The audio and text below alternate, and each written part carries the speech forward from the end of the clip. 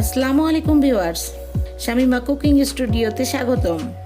আমি আপনাদের জন্য আজকে একটা রান্নার রেসিপি নিয়ে এসেছি, গরুর ভুড়ি। অনেকে বটো বলে। আপনারা হয়তো ভাবছেন গরুর ভুড়ি এ তো সবাই রান্না করতে পারে। আসলে সবাই কিন্তু রান্না করতে পারেন না পুরা। অনেক নতুন রাঁধুনি আছে, আবার অনেকে রান্না করতে যে ভালো হয় না অনেক কিছু প্রবলেমের জন্য। তারাও দেখতে চাই যে সবাই কিভাবে রান্না করে। আমার রেসিপিটা তাদের জন্য। আসুন আপনাদের সাথে শেয়ার করি আমি কিভাবে গরুর ভুড়িটা রান্না করি।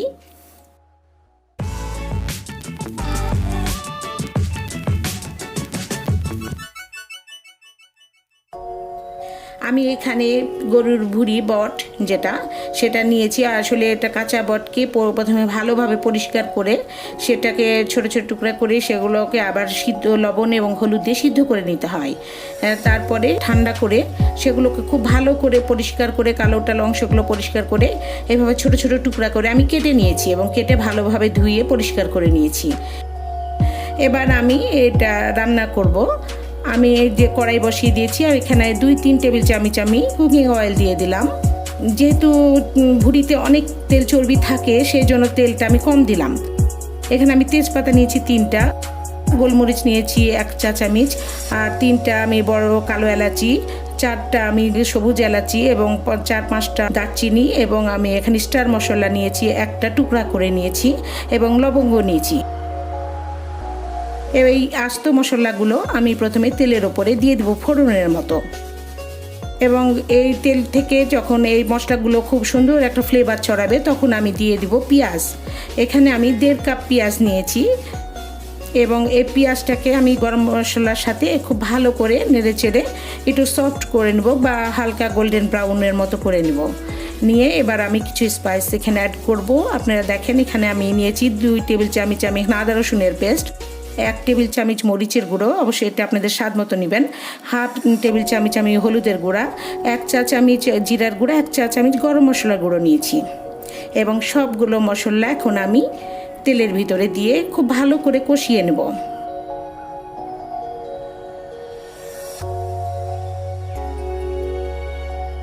প্রথমেই আমি পানি দিচ্ছি না, তেলের সাথে মশলাগুলোকে খুব ভালোভাবে কষিয়ে নিলে কালারটা খুব ভালো আসে।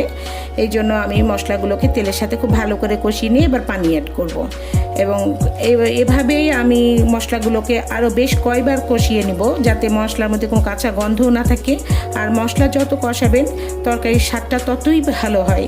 এই জন্য মশলাটাকে খুব ভালো করে কষিয়ে নিতে হবে।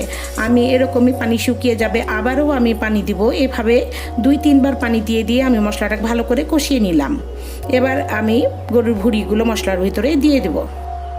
আমি অল্প কিছু দিলাম, দিয়ে আসলে মশলাটাকে একটু নাড়াচাড়া করে নিয়ে মাখিয়ে নিয়ে তারপরে বাকিটুকু এখন দিয়ে দিলাম। আর এবার আমি গরুর ভুড়িটাকে খুব ভালো করে মশলার সাথে বেশ কিছুক্ষণ ধরে আমি মশলার সাথে এটা কষাবো।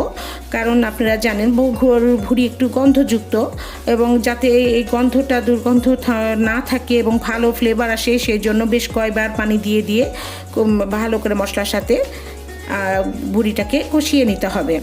আমার দেখেন আমি বেশ কয়েকবার এরকম কষিয়ে নিয়েছি। আমার গরুর ভুড়িটা ভালোভাবে কষে গেছে। এবার আমি এতে পানি দিয়ে দেবো। এখানে কোনো ভুড়িতে বেশি জাল লাগে বা পানি লাগে, সিদ্ধ হতে সময় লাগে, আবার কোনোটাতে কম সময় সিদ্ধ হতে লাগে। তাই আপনারা প্রথমে পানির পরিমাণটা নিজেরা বুঝে নেবেন। আমি এখানে বড় মগে 1 মগ পানি দিয়ে দিয়েছি এবং যখন ফুটে গেছে তারপরে আমি 1 ঘন্টা খুব কম জালে বসিয়ে রেখে ভুড়িটাকে সিদ্ধ করে নিয়েছি।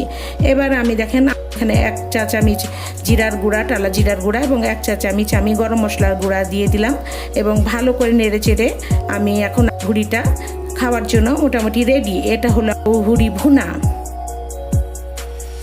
এর কেউ ভুনাটা পছন্দ করে এরকম একটু রসালো, আর কেউ বার এর ভাজা ভুড়ি পছন্দ করে। তাদের জন্য আমি আবার করে দেখাচ্ছি এটার অর্ধেকটা নিয়ে যে ভুড়ি ভাজা কিভাবে করতে হয়।